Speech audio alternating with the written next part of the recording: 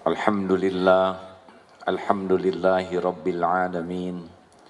Alladzi khalaqal mauta wal hayata liyabluwakum ayyukum ahsanu amala wa huwal azizul ghafur.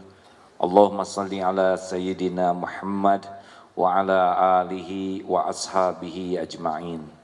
Segala puji bagi Allah Subhanahu wa taala yang menciptakan kita semua, yang memiliki kita seluruhnya, yang menggenggam kita setiap saat. Tidak ada satupun seisi alam ini kecuali ciptaan Allah, milik Allah, dalam kekuasaan Allah dan takluk kepada kehendak Allah sepenuhnya. Tidak ada satupun nikmat yang bisa menyentuh kita kecuali dengan izin Allah.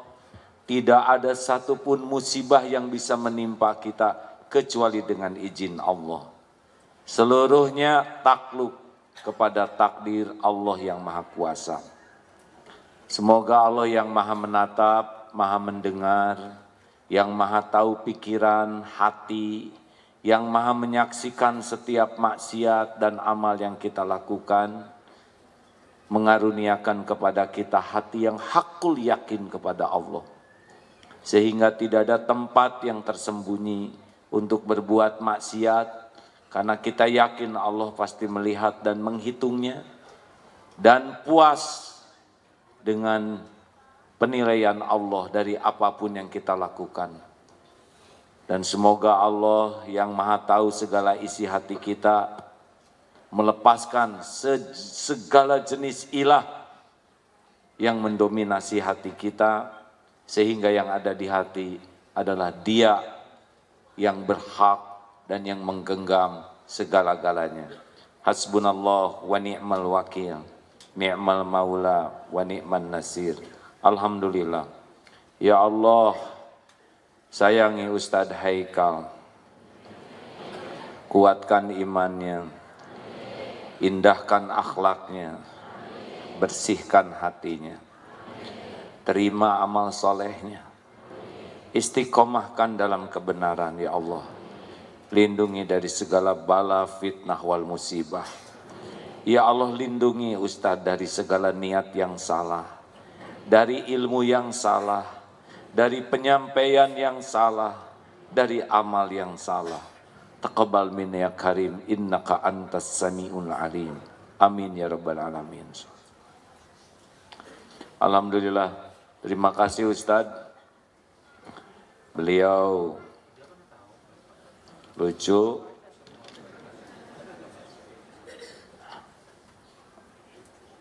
pinter, tajam, ceplas-ceplos. Tidak seluruh caranya cocok dengan cara saya. Tidak semua ucapannya, maaf tuh masih dengar ternyata. Tetapi saya menyayangi beliau.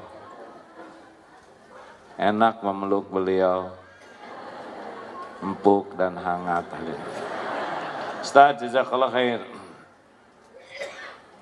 Alhamdulillah. Uhibbuka fillah. Begitulah hadirin. Jangan dibanding-banding. Setiap orang punya kapling masing-masing.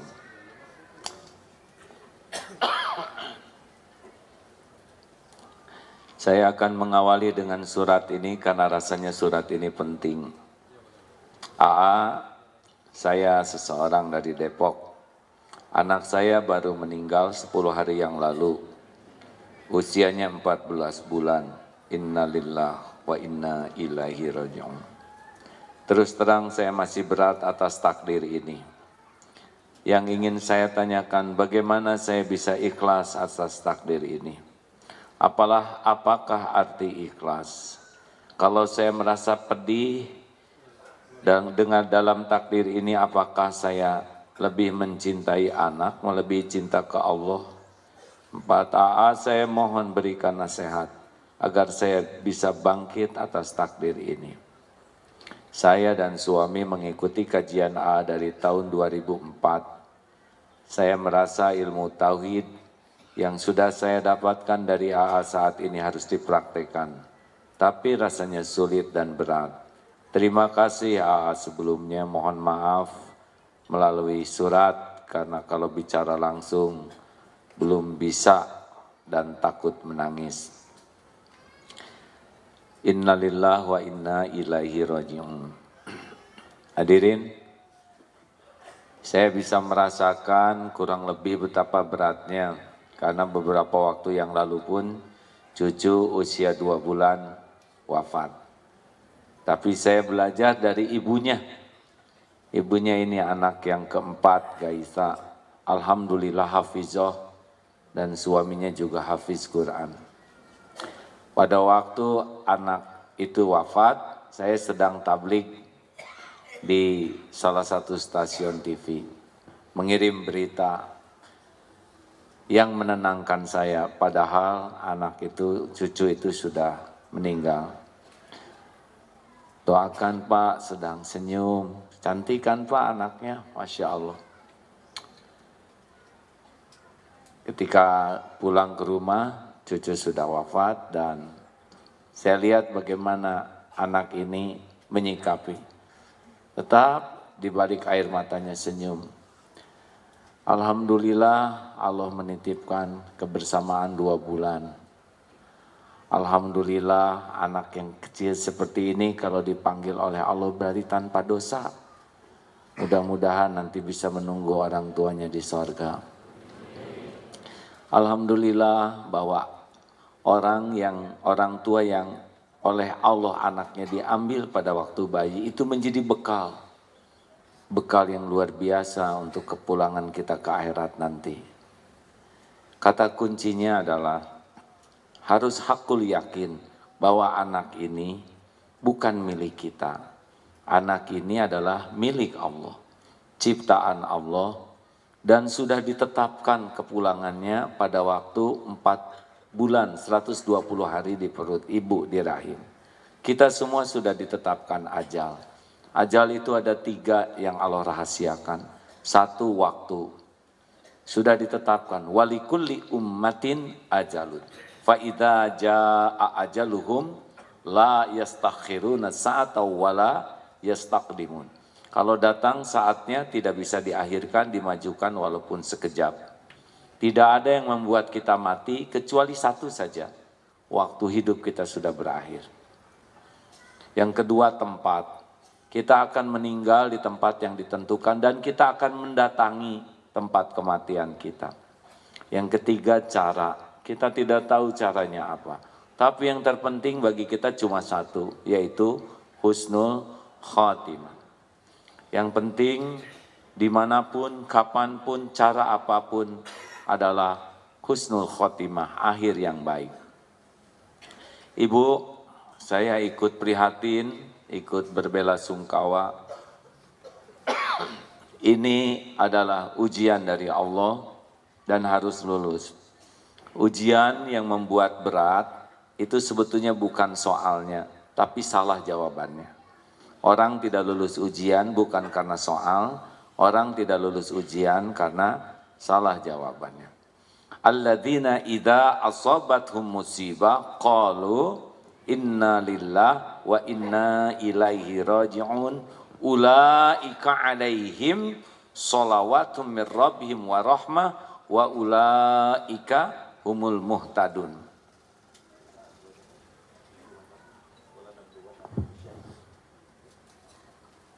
Akan dibacakan ayat yang lebih lengkap dengan suara yang lebih bagus. Jadi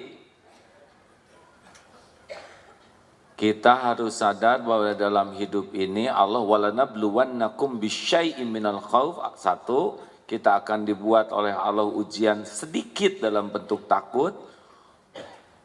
Wal ju'i wa nafsin minal anwal wal anfus was samarat walanabluwannakum bisyai'im minal khaufi wal ju'i wa nafsin minal amwal wal anfus was samarat wa basyiri sabirin.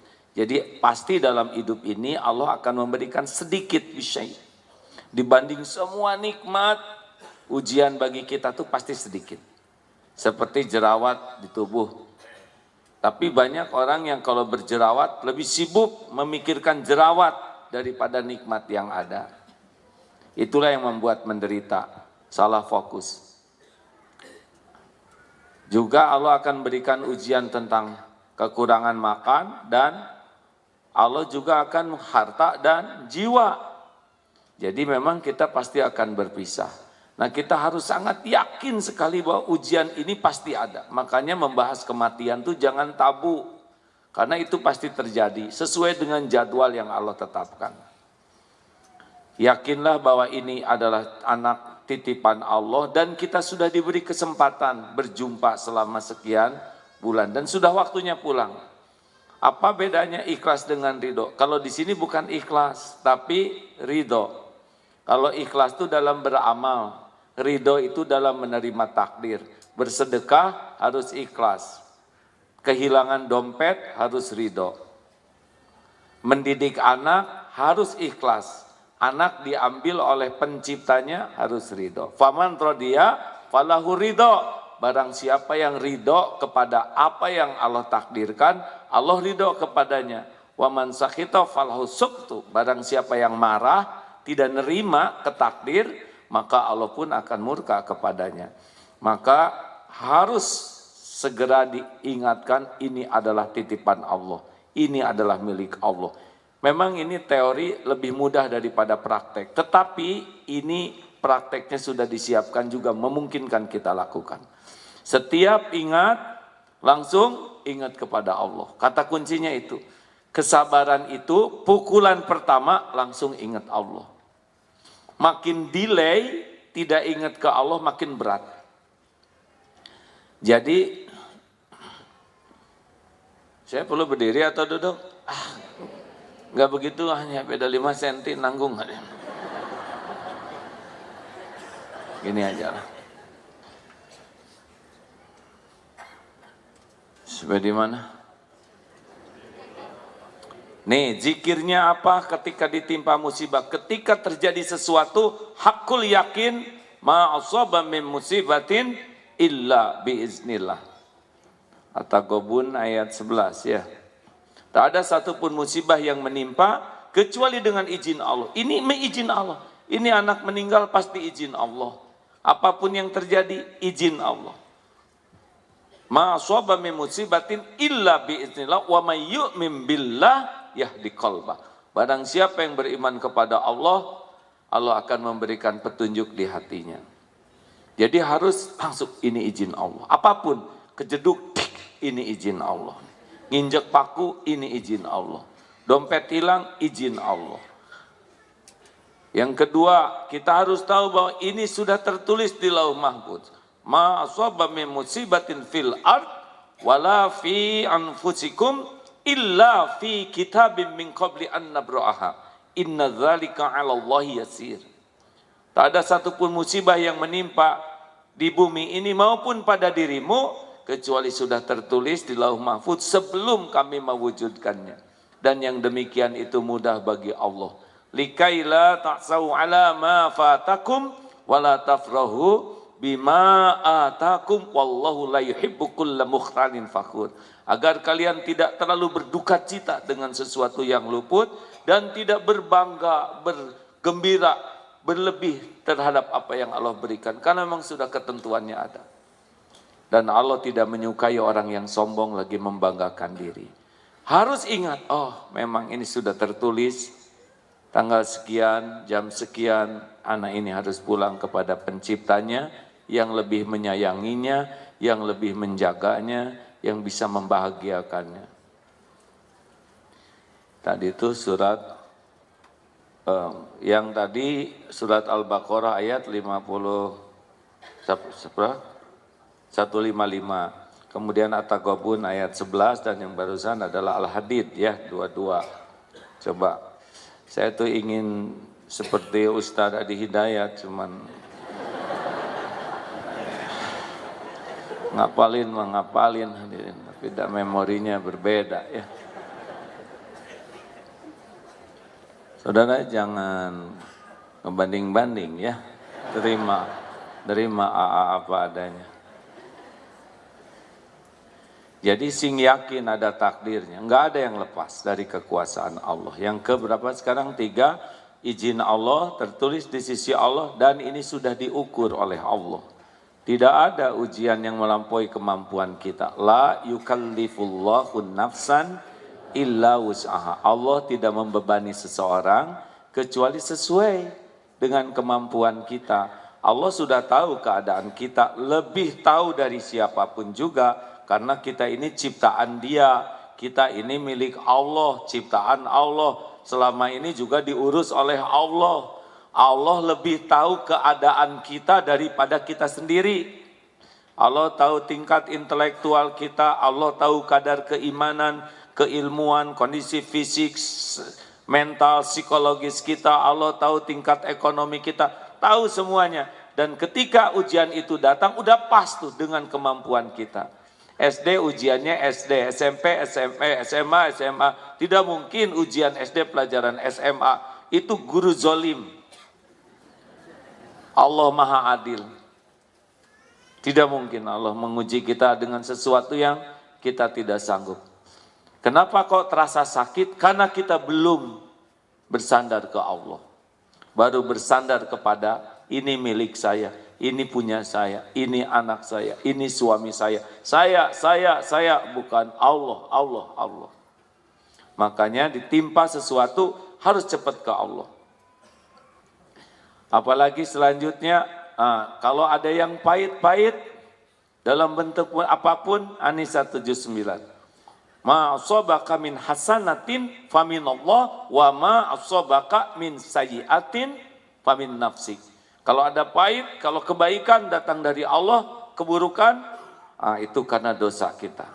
Nah, mungkin ada dosa-dosa bentuk apa saja yang bisa gugur dengan kepahitan ini. Ada derajat yang tidak bisa tercapai kecuali lewat kepahitan. Pas dengan materi yang akan kita bahas juga hari ini. Jadi ada kalanya kita bisa lebih dekat kepada Allah justru dengan kepahitan. Asarido, maaf kalau naik pesawat banyak zikir mana? Pesawat lagi tenang atau pesawat sedang turbulens? Allahu Akbar, begitulah adanya. Maaf ya Bu, Ibu lebih banyak zikir mana ketika suami lagi tenang atau suami kurang tenang? Ya begitulah. Suka disalahartikan kalau saya yang ngomong. Banyak orang yang bisa lebih dekat kepada Allah lewat kepahitan. Nah, mudah-mudahan dengan wafatnya anak ini, Allah memberikan kekuatan, ilmu, iman, amal soleh kepada ibu sepanjang kembali ke Allah. Lalu apalagi? Fa inna ma'al usri yusran, inna ma'al usri yusra. Harus ingat bahwa setiap kepahitan itu diapit oleh dua kemudahan. Jadi kita jangan fokus kepada pahitnya saja, karena di balik kepahitan ini ulaika alaihim shalawatum rabbihim wa rahmah wa ulaika humul muhtadun. Ada karunia yang sangat besar, kasih sayang, ampunan Allah, petunjuk Allah di balik semua musibah ini. Kalau sabar. Wabasyiris sabirin, berikan kabar gembira bagi orang yang sabar. Siapakah orang yang sabar? Ketika ditimpa apapun musibahnya, langsung innalillah, kami semua milik Allah, kami semua kembali kepada Allah. Kalau yakin seperti itu, maka Allah memberi hadiah besar di belakang ini. Berupa rahmat Allah, kasih sayang Allah, kemudian hidayah petunjuk dari Allah, yang adanya itu hadiah bagi orang yang sabar. Makanya kalau ada pahit, ingat ada nih di belakang kepahitan ini. Seperti panah, kadang ditarik, mau diapain? Kalau dilepas, kalau tidak ditarik, kadang-kadang Allah narik kita dengan berbagai kepahitan supaya iman kita makin tinggi, makin melesat kemampuan kita. Jadi jangan suudon kepada Allah, ya. Dulu 2016 ada kegiatan yang menyakitkan, hasilnya ada reuni. Tarik dulu memang kepahitan-kepahitan. Sekarang juga kelihatannya rada pahit-pahit ya. Media yang meliput hanya satu. Kemudian kalau media cetak cuma dua. Ya tenanglah, Allah Maha melihat segalanya. Padahal kalau adil itulah yang terbaik. Tidak adil itulah yang akan mengundang masalah yang lebih besar. Sudah, begitu. Jadi banyak istighfar, banyak tobat kalau menghadapi kepahitan. Seperti Nabi Yunus, La ilaha illa anta subhanaka inni kuntu minaz zalimin. 3 kegelapan, gelapnya malam, dimasukkan ke dalam gelapnya lautan, dimakan oleh ikan, gelapnya perut ikan. Lolosnya oleh apa? Tobat. Tiada ilah selain Engkau ya Allah, Maha suci Engkau. Jadi pokoknya ketika kita ditimpa musibah yang pahit, langsung tidak ada lagi Tuhan kita selain Allah. Kita ini ciptaan Allah, Dialah pencipta pemilik segala-galanya. Subhanaka, Maha suci Engkau, apapun yang Engkau takdirkan pasti sempurna, baik, tidak ada yang kurang, tidak ada yang salah, tidak ada yang meleset, tidak ada yang tertukar, tidak ada yang jelek, apapun perbuatan Allah sempurna. Itu doa Nabi Yunus di dalam perut ikan. Bayangkan, di dalam perut ikan husnuzon kepada Allah. Inni kuntu minaz zalimin, saya yang zalim ya Allah. Itulah rahasianya taubat. 1, tauhid. 2, mensucikan Allah. Yang ketiga, ngaku dosa. Lebih baik kalau saudara ditimpa kepahitan apapun, prosedurnya adalah taubat. Dosa saya apa ke anak-anak kan misalkan baru lahir? Ya, dosa tidak harus berkaitan dengan apa yang terjadi saat itu. Ada suami yang pulang ke rumah dimarah istrinya. Suami nanya, kesalahan saya apa kepadamu, Ma? Kesalahannya suaminya di luarnya jelalatan. Istri tidak tahu, Allah tahu. Pulang ke rumah hadiahnya. Di rumah jadi pahit. Kenapa suami saya jadi begini? Saya tidak nyangka. Salah saya apa? Mungkin ibu sering menzolimi pembantu, sering menzolimi tukang sayur, sering menzolimi kaum duafa. Mereka tidak bisa membalas, nanti ada balasan dari sisi yang lain. Tidak ada yang lepas, setiap perbuatan ada balasannya. In ahsantum li anfusikum wa in asatum falaha. Kebaikan balik ke kita, keburukan balik ke kita. Pokoknya ingat, tiap kita berbuat maksiat, dosa, kejelekan, tunggu. Itu tabungan kita. Kalau enggak segera tobat, datang kepada kita dalam berbagai bentuk. Maka siapapun yang sedang dilanda kepahitan, banyak istighfar, banyak tobat, banyak mohon ampun. Dan yang terakhir, bagaimana menghadapi kepahitan? Ya kita harus fokus kepada nikmat Allah lainnya yang Allah berikan. Jangan sampai fokus kepada yang tidak adanya. Seperti ilmu sakit gigi. Kalau sakit gigi sabar atau syukur? Jawab hadirin, jangan bikin emosian. Harus ngambil keputusan ya, jangan suka nggak jelas. Sabar atau syukur? Dua-duanya. Untuk yang sakitnya harus sabar, untuk yang tidak sakitnya harus syukur. Banyak mana? Yang sakitnya, yang tidak sakitnya? Jawab. Jadi harus banyak mana? Banyak sabar atau syukur? Gitu. Asli hadirin. Kalau kita tahu syukur di balik kepahitan, yang datang nikmat. Tuh si ibu itu tuh si banyak omong, sabar atau syukur?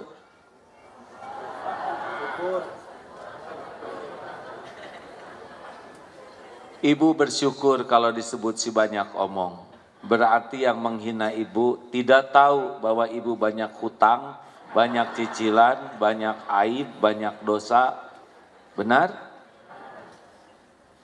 Saya pernah menghadapi hidup dihina, dicaci maki. Saya baca itu tulisan orang yang menghina saya.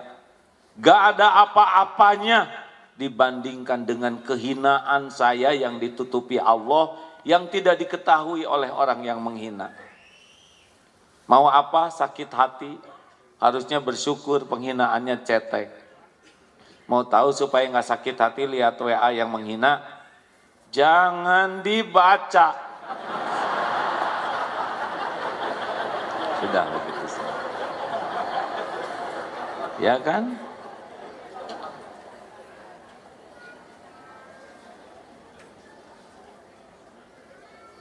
Ibu kalau ingat anak langsung ingat Allah ya. Itu pakaian dan sebagainya biar yang lain aja yang ngurus.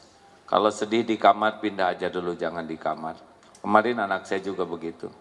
Kalau di kamar pasti dia ingat anaknya, sudah pindah kamar dulu ya. Kasih sayang itu normal. Rasulullah SAW pada waktu Ibrahim wafat putranya nangis juga. Tapi nangis ini bukan nangis tidak ridho, ini tangisan kasih sayang.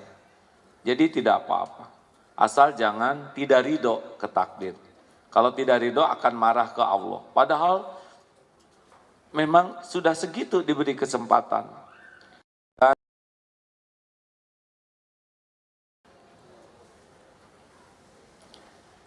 Suatu saat mungkin kita akan bahas ilmu bersyukur ya. Karena kita menderita itu bukan karena kurang karunia, tapi karena kurang bersyukur. Kita lebih sibuk memikirkan yang tidak ada daripada mensyukuri yang ada. Masih ingat anak remaja yang kehilangan tangan kanan itu? Masih ingat tidak? Coba ceritakan Bu yang supaya efisien. Seorang pemuda SMA naik motor jatuh ke bawah truk tronton dan kelindes tangan kanannya, hancur yang kanan. Diamputasi, tidak ada kanan. Sampai ke sekolah, teman-temannya berkata, wah kasihan kamu tidak punya tangan kanan. Apa kata anak muda ini? Kawan-kawan, lihat apa yang Allah sisakan. Dia lebih sibuk memikirkan yang Allah sisakan. Orang-orang sibuk mikirin yang tidak ada. Coba kalau yang disisakannya hanya tangan kanan.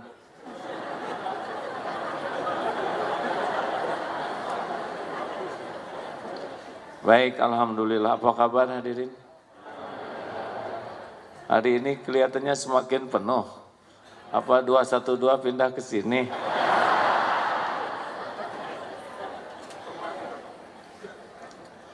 AA 212 kemarin itu tidak hadir. Karena di Bandung sedang milad ke-28 Darut Tauhid. Jatuhnya di minggu pertama bulan Desember, pas tanggal 2. Terima kasihku guruku. Akibatnya, tapi ada yang datang ke Jakarta itu, yaitu istri. Pasti nanya, istri yang mana ya kan?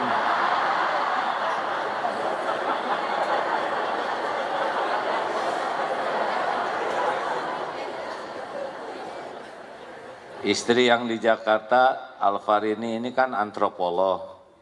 Jadi berangkat ke sini untuk mencermati seperti apa dari bawah. Kan kalau dari panggung beda dengan di bawah ya. Saya biasanya di atas dan di belakang nyapu. Jadi dapat informasi sangat banyak. Nanti akan disampaikan pada waktu di ILC nanti malam. Terima jangan undangan ini. Yang di TV One kemarin nonton enggak? Ya sudah. Itu hikmahnya ya. Karena tidak jadi panitia dan di luar jadi bisa lebih objektif dalam melihat, menyampaikan. Kalau saya jadi panitia dan saya ada di dalam, mungkin lebih membela diri, betul? Tetapi kalau dia di luar mengamati, jadi jauh lebih objektif. Allah mengatur semuanya dengan baik. Hadirin, kita kembali ke PR kita hari ini. Saya akan melewat beberapa ya, karena saya rasa belum sanggup membahasnya dengan baik. Jadi nomor 187. 187, silakan. Bismillahirrahmanirrahim.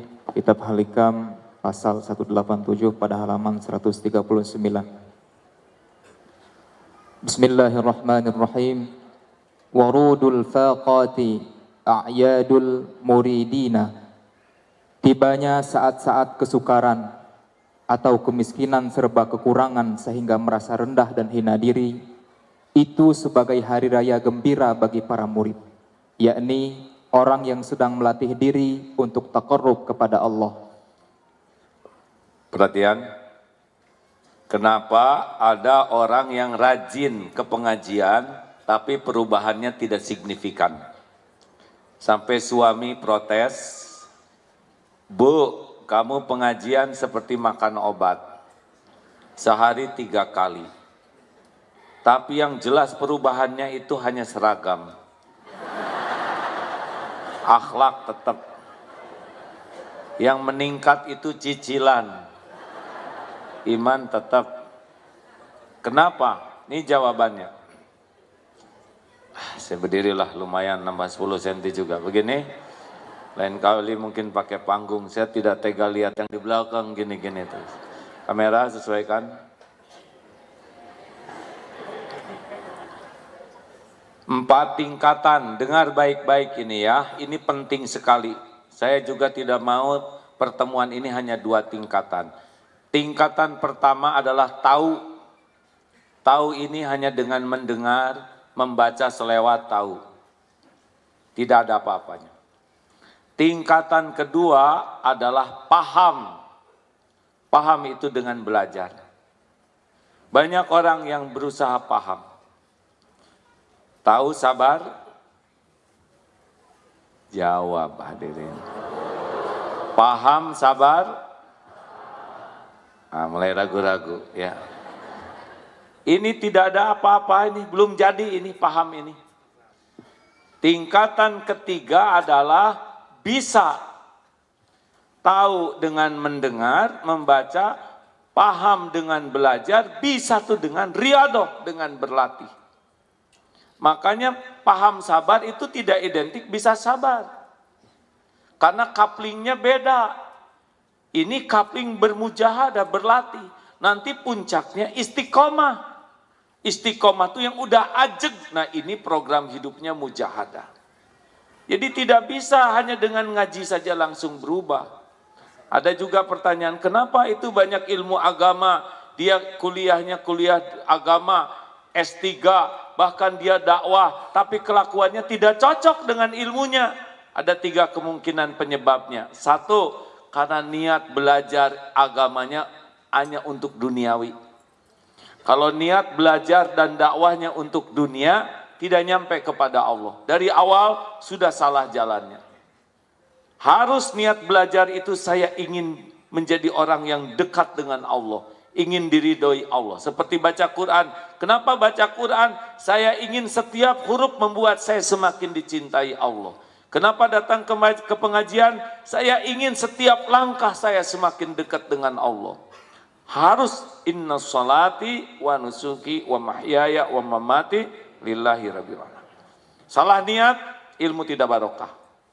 Yang kedua, namanya ilusi ilmu. Itu bangga dengan tahu, bangga dengan paham. Seakan-akan dengan tahu, paham, dia udah mengamalkan. Padahal beda. Tahu sholat, paham sholat, dengan sholat beda coupling. Ada yang sudah tahu sabar, sing sabar atuh kamu teh. Innallaha ma'as sabirin, tahu? Begitulah. La tagdob walakal jannah. Jangan marah-marah. Oh enggak, kamu ke surga. Iya. Enggak nyambung hadirin. Dia merasa sudah benar dengan yang dia tahu. Padahal tahu dan amal itu beda. Banyak terjebak di sini, benar? Ma, kapan dong bikin PR? Nanti sayang, jam habis Isya ya. Ma, udah 7:30 nih, Ma, udah mulai. Sebentar, Mama lagi WA sama teman-teman Mama. Ini urusan penting. Ma, udah jam 8. Sabar, cing sabar jadi anak mah. Innallaha ma'as-sabirin. Nah, ini yang kedua tuh ya. Merasa sudah sabar dengan tahu sabar. Yang ketiga namanya yang membuat gagalnya ilmu jadi amal adalah jadi ujub dan takabur dengan ilmunya. Jadi ilmunya membuat dia merasa lebih tinggi dari yang lain. Padahal ini waktu saya berguru, guru saya gini, kalau nanti ada takdir jadi seorang ustadz ulama, paling tinggi merasa sama dengan jamaah. Yang benar itu merasa di bawah jamaah. Karena jamaah tidak beramal, boleh jadi tidak tahu itu ilmunya. Tapi kita tidak beramal, padahal sudah tahu, itu lebih buruk. Lebih buruk lagi, kalau sudah tahu beramal, nyuruh orang beramal, dia tidak beramal. Jatuh di sisi Allah. Kabura maqtan indallah antakulu ma la taf'alun. Amat besar kemurkaan di sisi Allah, orang yang berkata-kata yang tidak diperbuatnya. Makanya kalau rajin ke pengajian, terus lihat yang gak ke pengajian, dia tuh keren-keren jarang ke pengajian. Itu ngaca. Kenapa begitu? Harusnya ajak dengan baik, ya. Kita bisa kesini kan hidayah taufik Allah. Kalau enggak, kita lagi nonton TV, lagi tiduran, lagi mungkin ada nih saat yang sama ini lagi berbuat maksiat, betul? Siapa yang menguatkan datang ke sini? Allah, pasti Allah. Pasti. Enggak ada lagi. Semua kebaikan itu datangnya dari Allah. Hati-hati, rajin ke pengajian jangan jadi sombong. Rajin ke masjid, lihat tetangganya. Dia tuh joggingnya kuat 5 kilo. Ke masjid 20 meter nggak kuat. Ditabok oleh dia ya kan. Harusnya silaturahim ke sana. Bawa makanan, ngobrol. Jangan pernah lelah ngajak ke masjid. Jangan pernah lelah mendoakan tetangga yang belum ke masjid. Allah tahu tuh. Kita ngajak, Allah tahu. Kita juga mendoakan. Dibalikin hatinya datang ke masjid. Daripada meremehkan, Allah tahu ini. Kita jadi sombong. Apa artinya amal yang membuat kita jadi sombong? Orang ada yang bikin dosa jadi tobat, kita banyak amal jadi sombong. Mana yang disukai Allah? Kenapa ragu-ragu gini jawabannya? Nih dalilnya ya. La yadkhulul jannah, tidak masuk surga. Man kana fi qalbihi mithqalu dzarratin min kibr. Yang di hatinya ada sombong walaupun sebesar zarah. Tapi orang yang tobat, innallaha yuhibbut tawabin wa yuhibbul mutatahirin. Sesungguhnya Allah sangat mencintai orang yang tobat dan mensucikan diri. Nggak apa-apa, tenang ibu, tenang ya. Nggak usah malu, biasa anak-anak gitu. Kalau lihat begini, kita harus ingat zaman kita kecil dulu. Ini masih mending ngajinya, nangisnya di ngaji ya. Kita mau di mana aja ya nangis, ya ngompol. Tenang ibu, nggak apa-apa bu, tenang ya. Harus kita tenangkan karena ibunya kan udah anaknya nangis, malu lagi oleh jamaah. Kita tidak boleh berburuk sangka. Saya senang kalau ada anak-anak ke masjid. Tidak boleh membuat tidak nyaman di masjid. Hanya nanti difasilitasi ada tempat yang nyaman untuk anak dan ibu yang bawa anak. Gitu kan? Enak gak sih hidup kayak gitu? Daripada tuh gandeng pisan. Oh. Ini anak yang bikin nangisnya juga Allah. Kenapa kita yang marah-marah? Dan biasa saja, betul? Lagi sholat kering, HP bunyi. Siapa tuh? Kurang ajar sekali. Ini ngaco nih. Dia harus benar-benar Allahu Akbar. Amin, amin. Udah lagunya ngaco, HP jelek. Kurang ajar menghancur. Berhenti nggak teleponnya? Bunyi tuh kurang ajar siapa? Oh, orang yang punya HP-nya juga udah nelangsa sekali. Karena ada beberapa HP yang tidak mau mati, Pak. Coba harus gimana kalau ada yang HP-nya bunyi gitu. Ini nyimpang dikit. Banyaknya kan hancur sholat kita, dendam kepada dia. Dan nggak tahu lagi yang mau dimarahin yang mana. Ya kan, siapa yang punya HP-nya? Oh. Dulu saya begitu. Tapi sesudah ingat takdir, oh ini takdir Allah. Ini ujian kehusuan. Ya sudah, teruskan teknik, ya Allah. Ujian husnuzon. Pasti ini saudara saya ini nggak ada niat ngancurin sholat orang, benar? Ini saudara saya ini yang bunyi aja udah tersiksa dengan bunyi seperti itu. Haruskah kita marah kepadanya? Ini pelajaran dari Allah. Ketika selesai nggak apa-apa, Bang. Nggak apa-apa, udah maaf ya, sudah nggak apa-apa. Pelajaran bagi kita supaya masuk ke masjid, HP kita dimatikan. Dan ngajak orang lain mensailankan. Gitu kan? Enak kalau pakai hati mah hadirin. Pakai nafsu mah. Disikut lagi. Lain orang, ternyata yang satu yang bunyinya, gitu.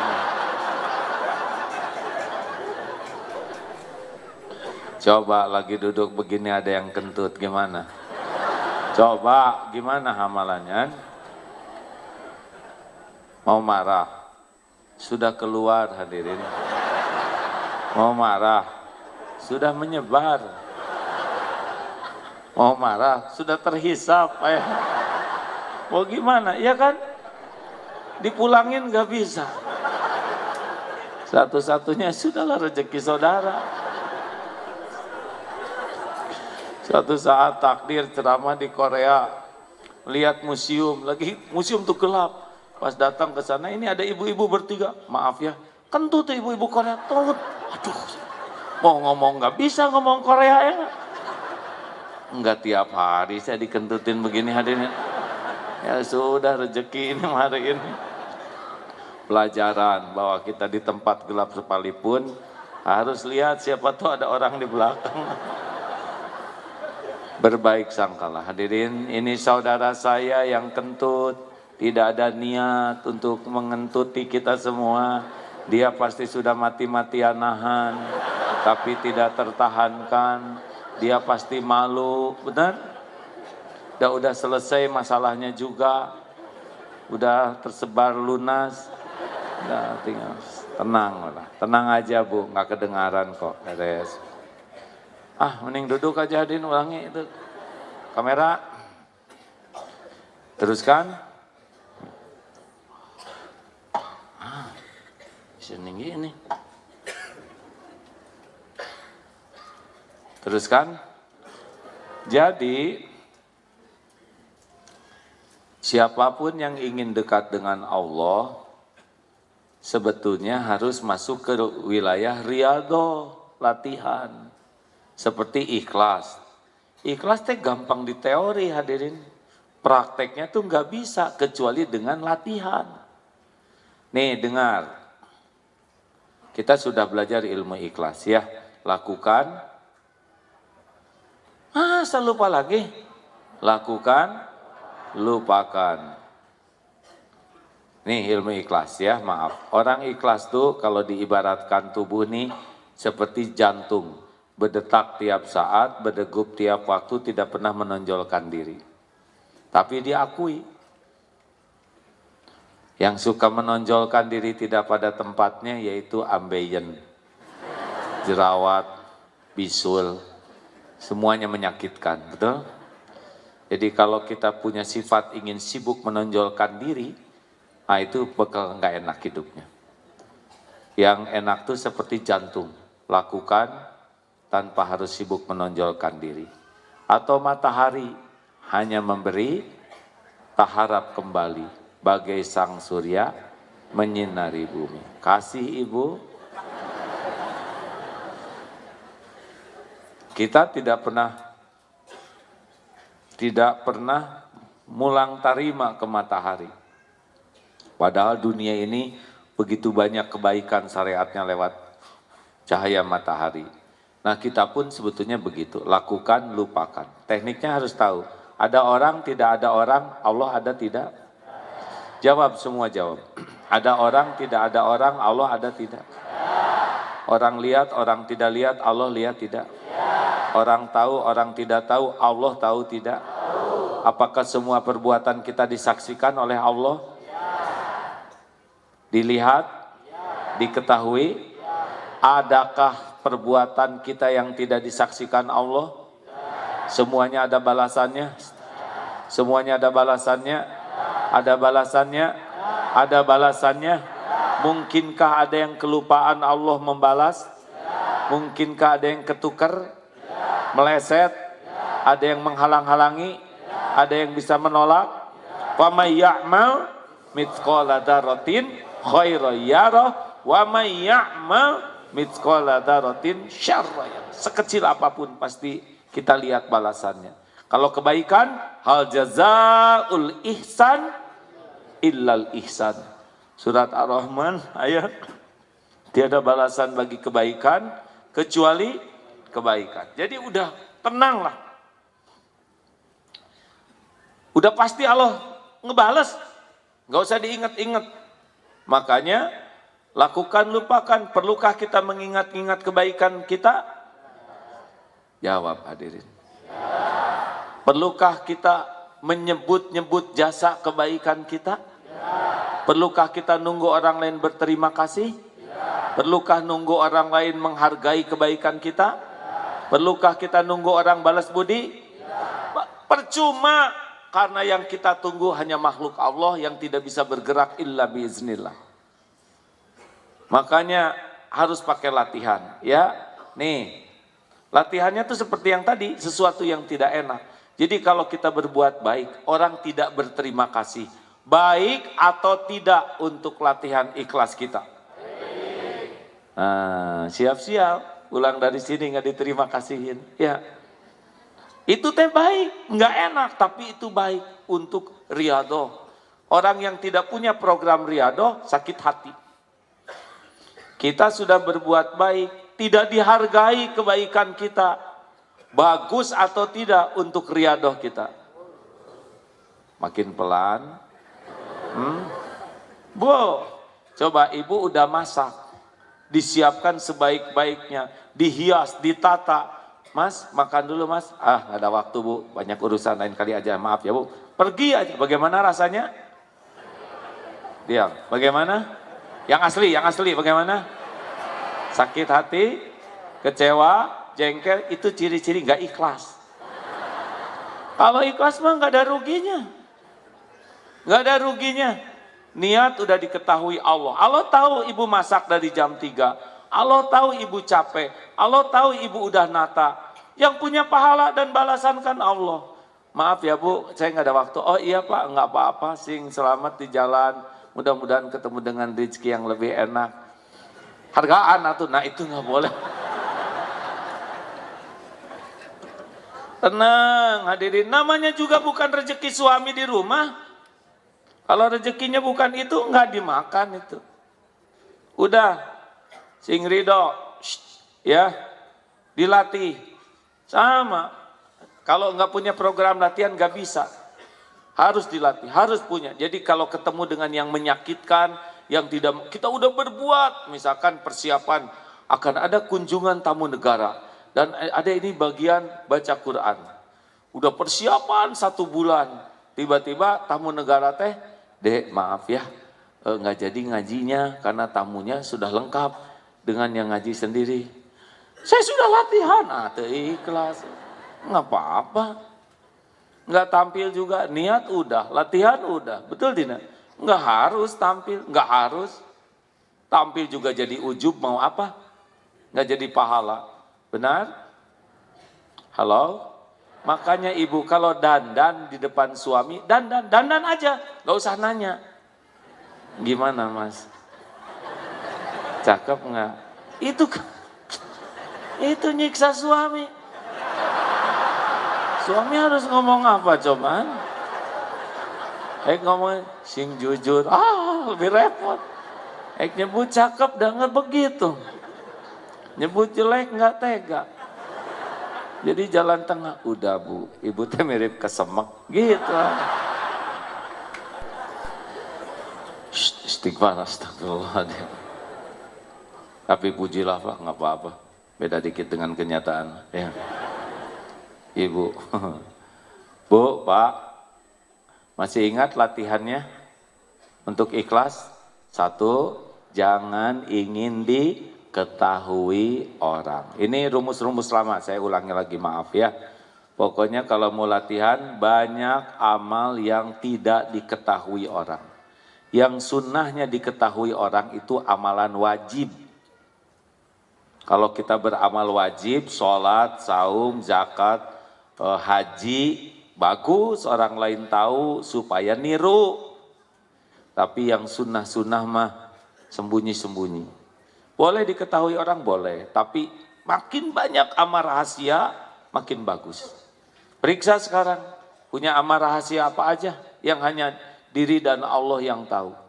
Kalau tiap sholat diketahui orang, ngaji diketahui orang, sodako diketahui orang, berbuat baik diketahui orang, tapi di dalam kesendirian kita maksiat, nah itu ciri-ciri itu kurang ikhlas. 2, jangan ingin selalu dilihat orang. Pokoknya kalau ada orang dengan gak ada orang beda, ciri-ciri itu kurang ikhlas. Ada orang jadi bagus, gak ada orang jadi gak bagus. Ada orang Allahu Akbar. Rukunya juga dilamain. Oke, cukup agak lama dikit nih ya. Cukuplah ya. Sami Allah. Ibu tahajud ada suami. Ya Allah. Kalau nggak ada sama Allah gitu ya biasa. Ada orang Bismillahirrahmanirrahim. Nggak ada orang Bismillahirrahmanirrahim. Alhamdulillah. Hati-hati, ada orang keluar 100.000, nggak ada orang dilewat kotak infak. Nanti kan ada yang lewat, hati-hati itu. Ada yang karena orang, ya pura-pura gini, padahal cuma 1.000, ngarap-ngarap orang lihatnya 100.000, itu juga udah nipu tuh. Apa adanya aja. 3, jangan ingin dipuji. Kalau dipuji semangat, tidak dipuji tidak semangat, dicaci patah semangat. Ciri-ciri itu bukan karena Allah. Puji, caci, ember jatuh sama, hanya getaran udara yang merambat ke telinga. Cuman itu, nggak ada efek apa-apa selain GR. Ih ibu meni awet muda, gembira, traktir. Jadi awet? Enggak, tetap gitu. Nggak ngepek sama sekali. Tapi udah bahagia kita mah ya. Langsung ditraktir. Makanya sering orang memuji itu karena traktirannya itu kuat. Bu, ibu, jujur, khusyuan mana? Sholat atau dandan? Jujur, awas nggak boleh bohong. Hah? Gitu. Untung lelaki mah enteng mah. Nggak usah pakai lipstik, pedang. Nggak kebayang kalau kita repot gitu mah. Ya. Bu, ibu. Ya gitu aja. Jangan sibuk dengan pengen dipuji orang. Capek. Orang yang senang dipuji itu sangat sibuk dengan casing. Dan itu bikin lelah hati kita. Just the way you are. Atau lah hadirin sekalinya saya bahasa Inggris teh biasa aja. Just the way you are apa artinya? Dilarang merokok bukan. Biasa lah hidup mah ya. Biasa-biasa aja. Ada pujian, cacian juga nggak ada apa-apanya. Dipuji ya begini, dicaci ya begini, benar? Selamat berbahagia bagi yang berhasil lolos dari kerinduan dipuji orang dan tidak takut dicaci orang. Gak ada apa-apanya. Kan udah diajarin di sini. Gimana caranya supaya gak sakit hati dengan omongan orang. Udah tahu kan? Udah tahu? Mau diulangi?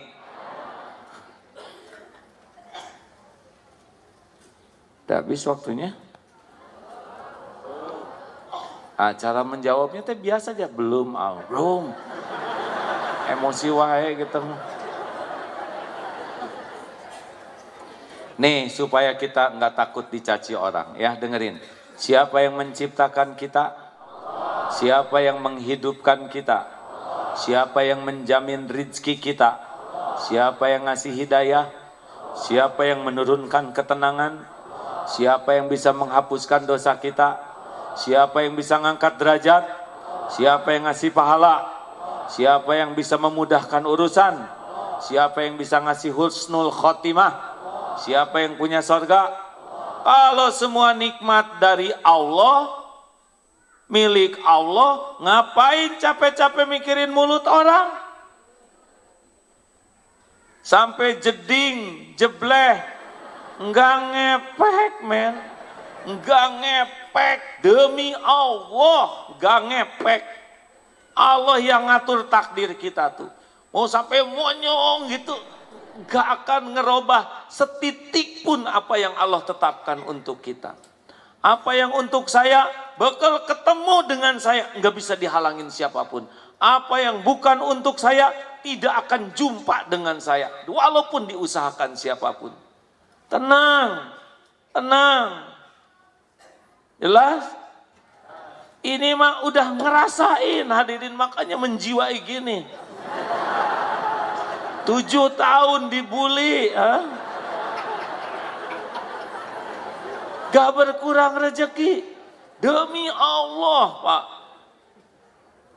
pesantren dengan izin Allah, alhamdulillah, gak perlu sibuk tampil di TV capek-capek, tetap Allah berikan jauh lebih banyak. Gak perlu capek-capek harus tampil ke sana, Allah pemilik rezeki. Masya Allah hadirin. Kenapa ibu ketawa gitu? Seperti yang bahagia. Memang paling enak menceramahkan sesuatu yang terjiwai hadirin.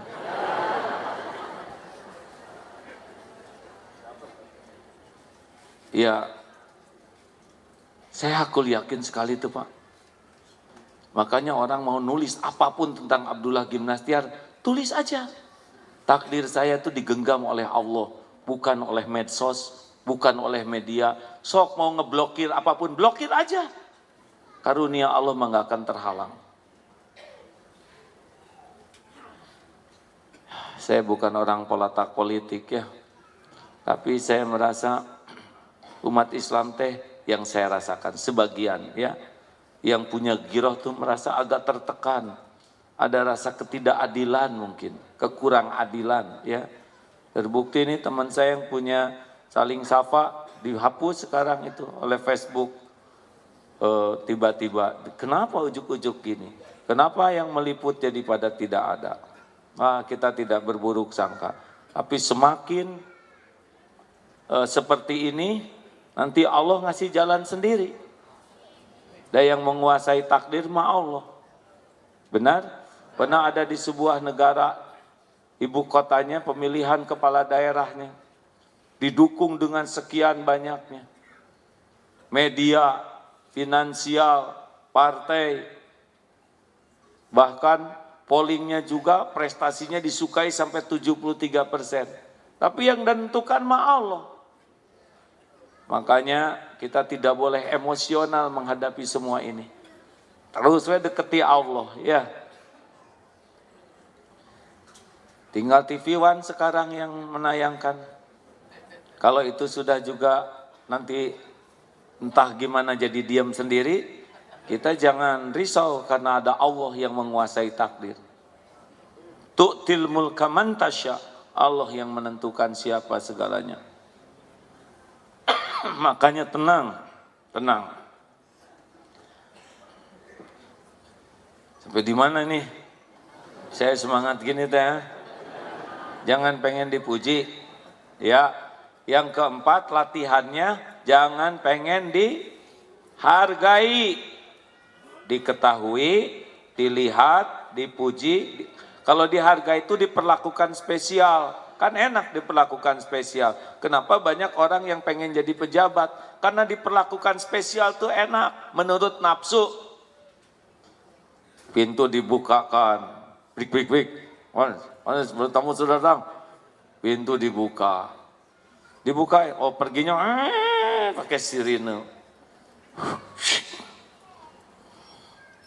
Bagi sebagian orang mah enak jreng jreng. Padahal yang diperlakukan begitu bukan hanya tamu penting. Break, penjahat sudah ditangkap. Dibukain pintunya karena diborgol. Mobilnya sama, sama, toliat-toliatnya. Break, dia keluarkan. Begitu. Ada juga satu lagi, break, jenazah sudah datang. Sama sirine juga. Hadirin, ya takdir Allah gitu. Ya, saya bersyukurlah sudah pernah menghadapi banyak episode hidup.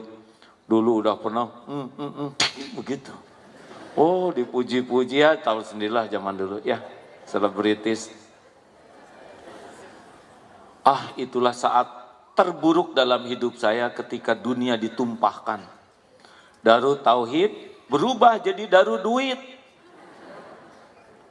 Ke Allahnya tuh jadi rontok. Pada waktu dipuji, dikagumi, wah populer. Nggak napak nih kaki ini.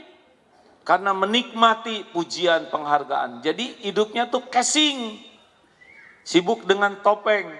Sibuk dengan penilaian orang. Capek. Demi Allah capek hidup begitu. Hadirin nggak usah pengen terkenal. Pertama belum tentu ada takdirnya. Ya nggak? Terkenal tuh masalah takdir. Kalau nggak ada takdirnya, tetap dia bikin IG hanya followernya dia sendiri. Ya istrinya aja kapok IG. Nggak usah pengen, nggak ada apa-apanya terkenal tuh. Ya, kalau terkenal dan ngasih contoh buruk, dosanya melimpah ruah. Nggak usah pengen terkenal. Terkenal di penghuni langit aja udah cukup. Gak usah pengen dihargai. Makin pengen dihargai, makin sering sakit hati. Biasa-biasa aja. Gak pantas kita ini dihargai orang. Kita ini dihargai orang karena Allah masih menutupi aib, dosa, kekurangan, kejelekan, keburukan, dan masa lalu kita. Betul? Kenapa saudaramu datang ke sini? Karena Abdullah Gimnastiar ditutupi aibnya oleh Allah. Ditutupi keburukannya, masa lalunya. Saudara tidak tahu siapa saya yang sesungguhnya dalam pandangan Allah. Saudara tidak tahu, tapi Allah tahu siapa Agim ini. Karena ditutupi saja, sehingga saudara mau datang. Makanya kalau dihormat-hormat orang, biasa aja lah. Karena sibuk ingat apa yang Allah tutupi. Kenapa Bapak dihargai istri? Karena istri tidak tahu kelakuan Bapak yang aslinya. Dan ibu nggak usah ingin tahu. Nggak ngepek. Ibu tahu juga kalah nelangsa. Mendingan ibu sibuk aja memperbaiki diri. Ini serius Bu. Bu, nggak usah ngebuka-buka HP suami. Karena ibu nggak tahu passwordnya. Ya. Dah. Oh ini tuh turun sendiri. Tadi mah tinggi.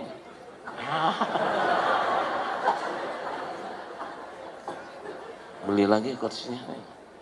Nanti beli kursi yang agak tinggian dikit.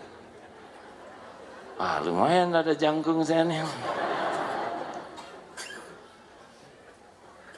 Yang terakhir, jangan ingin dibalas budi.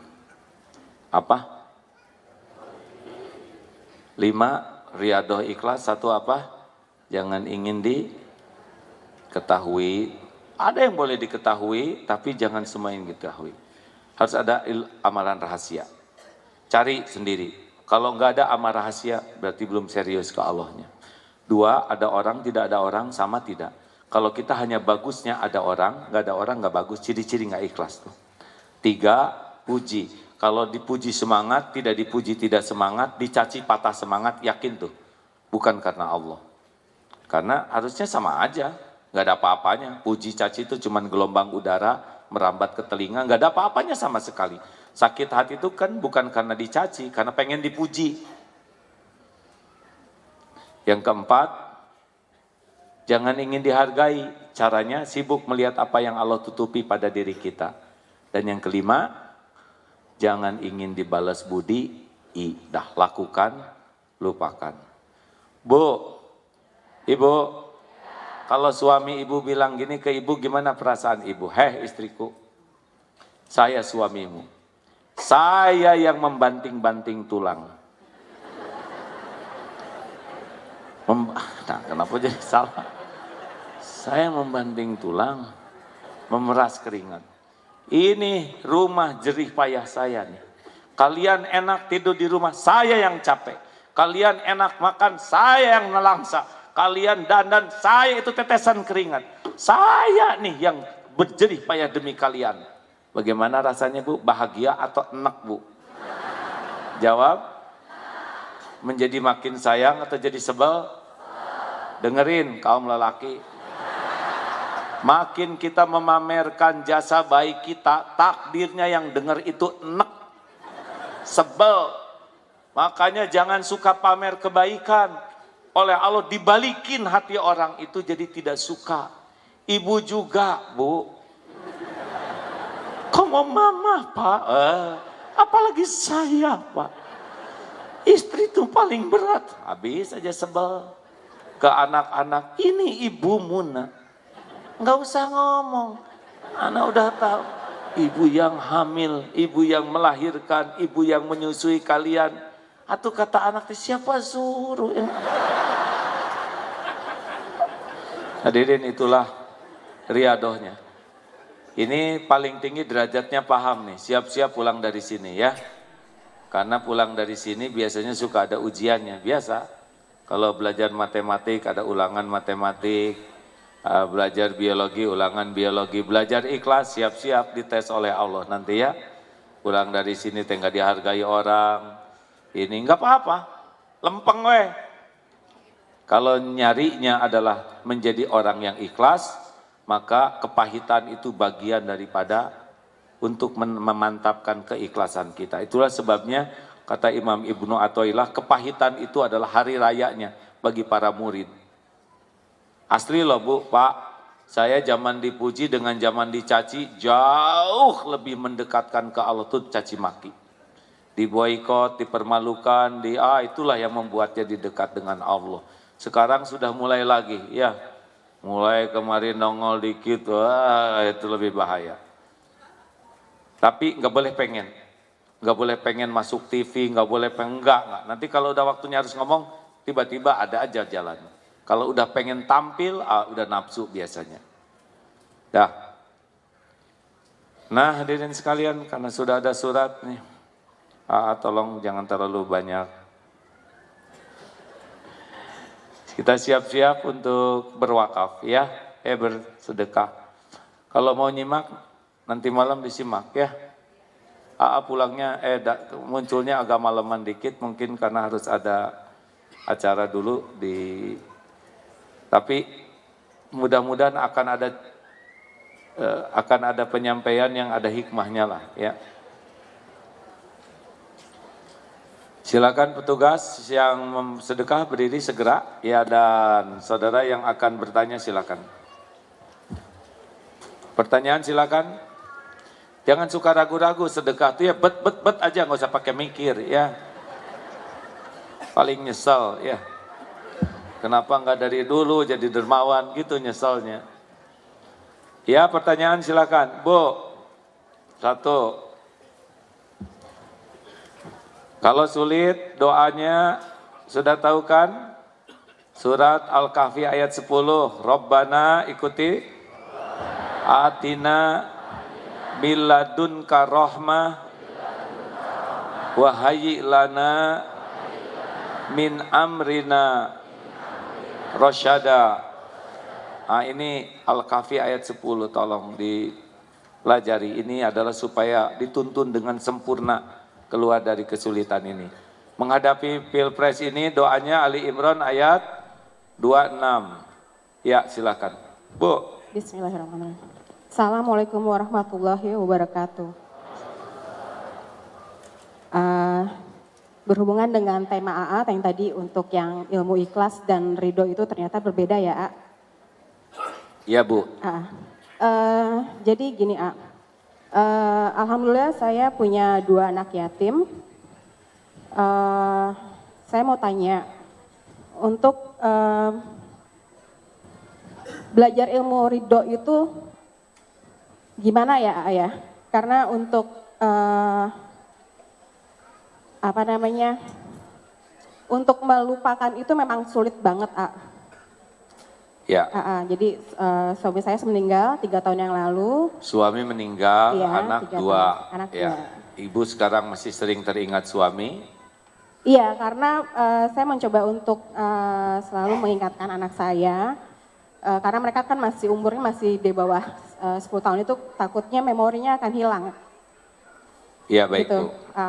Jadi terus itu satu. Terus Satu aja. satu lagi Pak Ustadz. Oh nggak boleh maksa. Ya Satu. sok. Gini, apakah rezeki anak yatim saya yang juga saya ikut, istilahnya ikut saya makan, saya termasuk dari orang-orang yang memakan hak anak yatim? Gitu Pak Ustadz. Iya, baik Bu. Itu aja. Terima kasih Pak Ustadz. Assalamualaikum warahmatullahi wabarakatuh. Waalaikumsalam warahmatullahi wabarakatuh. Saya turut berduka cita ya Bu. Suami Ibu wafat tepat pada waktu yang sudah ditetapkan oleh Allah. Usia berapa wafatnya? 38. Itu tepat pada waktu yang sudah dituliskan oleh Allah waktu dulu diraih. Nah, meninggal usia 38, hari apa, jam berapa, detik berapa dicabut itu sesuai. Jadi tidak mungkin lebih lama dari itu. Adapun jalannya lewat sakit, tertabrak atau apapun itu cuman jalan saja. Ibu harus ridho, tidak punya pilihan ya, bahwa ini adalah memang saya bersama beliau, memang cuma segitu-gitunya. Tapi mudah-mudahan nanti di surga ketemu. Adapun anak-anak, memori kepada ayahnya itu Allah yang menguasai Bu. Jadi tidak perlu banyak diingatkan pun, nanti Allah yang menanamkan di hati anak. Karena setiap anak itu dibulak-balik hatinya oleh Allah. Adapun ibu ingat ke suami, tidak boleh larut. Jadi setiap ingat harus ditutup pakai zikrullah. Kalau saya menyarankan ada 5 amalan ya Bu ya, untuk hati supaya cepat bersihnya. 1, sholat. Jadi harus sangat senang sekali bersujud dan memperlama sujud. Ambil wudhu, sholat 2 rakaat, terserah mau untuk taubat, mau untuk, tapi kalau udah ingat ambil wudhu, sholat. Ibu bisa bedakan rasanya. Yang kedua, baca Quran. Jamaah, dengerin. Baca Quran, Cung, yang hari ini sudah 1 juz. Yang 1 halaman. Yang baca WA. Dengerin. Semua jamaah ini minimal 1 hari 1 juz. Minimal. Jangan bangga 1 juz tuh, itu teh minimal. Atau cuman sejam dilama-lamain juga. Sehalaman tuh 3 menit paling lama tuh. Ibu ngobrol itu udah 2 halaman. Dan tuh minimal 10 halaman loh Bu. Itu kalau ketemu penitinya, kalau enggak naik. 1 juz loh. Sinetron teh 2 juz. Serius hadirin. Bu, Ibu, kalau Ibu rajin baca Quran, yakin itu mulut akan malas banyak ngobrol. Orang yang banyak omong biasanya kurang baca Qurannya. Karena kalau orang sudah senang kepada kebaikan, dia tidak akan senang kepada kesia-siaan. Bu, baca Quran. Sedih, baca Quran. Sampai baca Quran. Quran, nempel Quran tuh. Kalahkan tuh WA oleh Quran. Kalau WA udah kalah oleh Quran, rasakan sendiri. Banyak keajaiban. 3, banyak istighfar. Astagfirullahaladzim. Ini saya pernah lihat sebuah tayangan, air ditetesi dengan tinta kotor seperti hati kotor, tapi di atasnya dikocorin terus.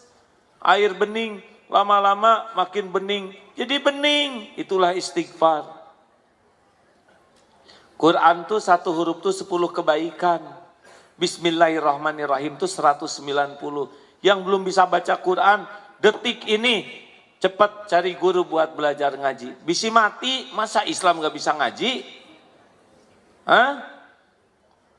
Serius ini hadirin. Istighfar, sudah istighfar, sholawat. Karena 1 kali sholawat itu Allah membalas 10 kali. Jadi enak sekali ini.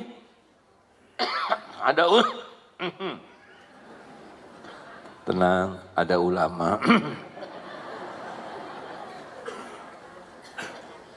Yang karena tahajudnya berat, tidurnya larut malam, badan juga tidak sehat, mengganti tahajud karena memang tidak sedang mampu, sholawat.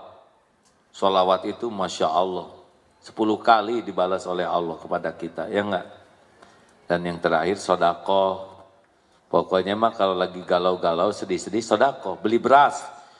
Ini saya berharap nih semua jamaah biasakan beli beras untuk dibagikan.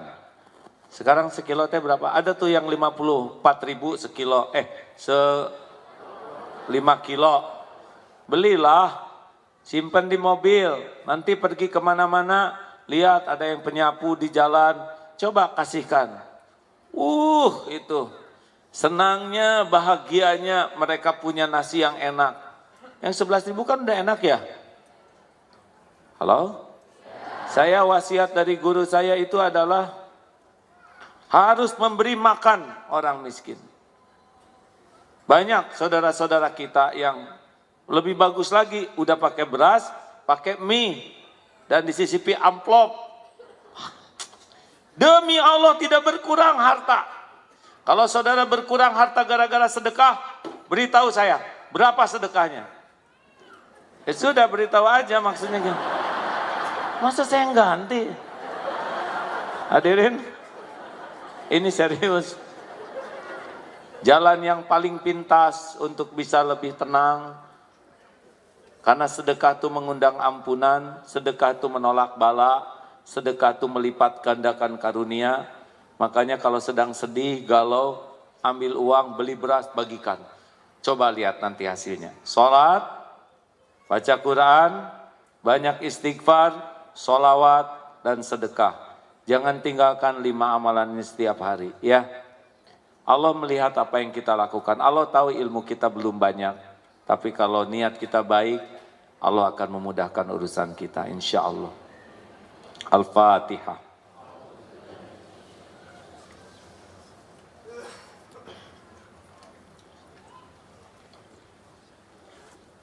Allahumma salli ala Sayyidina Muhammad wa ala alihi wa ashabihi ajma'in. Alhamdulillahi Rabbil Alamin. Ya Arhamar Rahimin, irhamna ya Allah. Duha yang maha menatap, berkahi majelis ini. Wahai yang maha tahu segala keadaan, ampuni semua dosa kami ya Allah. Dosa yang terang-terangan, dosa yang sembunyi-sembunyi kami lakukan. Ampuni ya Allah semua maksiat yang berulang-ulang. Maksiat yang sengaja, yang tidak sengaja. Allahumma inna nas'aluka taubatan nasuha. Wa taubatan qablal maut. Wa rahmatan indal maut. Wa magfiratan ba'dal maut. Allahumma hawin alaina fi sakaratil maut. Allahumma inna nas'aluka husnal khatimah. Wa na'udzubika min su'il khatimah. Allahumma ighfir lana wa liwalidina warhamhum kama rabbawna shighara. Duha yang maha menatap, ampuni dan sayangi orang tua kami. Ampuni semua keburukan kami kepada ibu bapak. Jadikan kami jadi anak yang tahu bakti, tahu balas budi. Selamatkan orang tua kami ya Allah, dunia wal akhirat. Ya Allah, Rabbana hablana min azwajina wa dhurriyyatina qurrata a'yun waj'alna lil muttaqina imama. Karuniakan kepada kami keluarga yang penuh berkah ya Allah. Karuniakan pendamping hidup yang menguatkan iman, yang menguatkan amal kami. Titipkan kepada kami keturunan yang lebih baik daripada kami. Jadikan kami orang tua yang amanah, orang tua yang dapat mempertanggungjawabkan keluarga di hadapan-Mu. Muliakan akhlak anak-anak ya Allah, kuatkan imannya, indahkan akhlaknya, sehatkan lahir batinnya, jadikan hafizah, lindungi dari kejahatan makhluk-Mu, lindungi dari bala wal musibah. Ya Allah, kumpulkan kelak kami di sorga-Mu ya Arhamar Rahimin. Ya Rabb, jadikan majelis ini majelis yang Kau ridhoi. Kuatkan iman yang masih lemah ya Allah. Lapangkan hati yang masih sempit. Sembuhkan yang sedang sakit ya Allah. Cukupi yang sedang kekurangan. Lepaskan dari lilitan hutang piutang. Berikan jodoh terbaik yang menantikan. Undang ke Baitullah ya Allah. Jadikan haji, hajah mabrurah. Ya Allah, berikan kepada kami istiqomah. Jangan cabut nikmat iman ini ya Allah. Jangan cabut keislaman kami.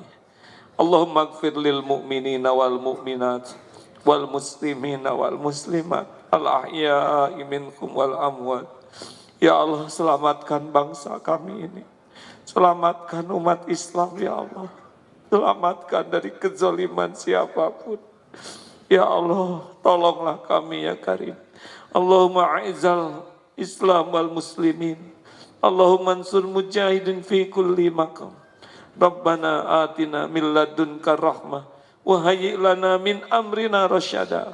Qulillahumma malikal mulk tu'til mulka man tasya wa tanzi'ul mulka mimman tasya wa tu'izzu man tasya wa tudhillu man tasya biyadikal khair innaka ala kulli syai'in qadir.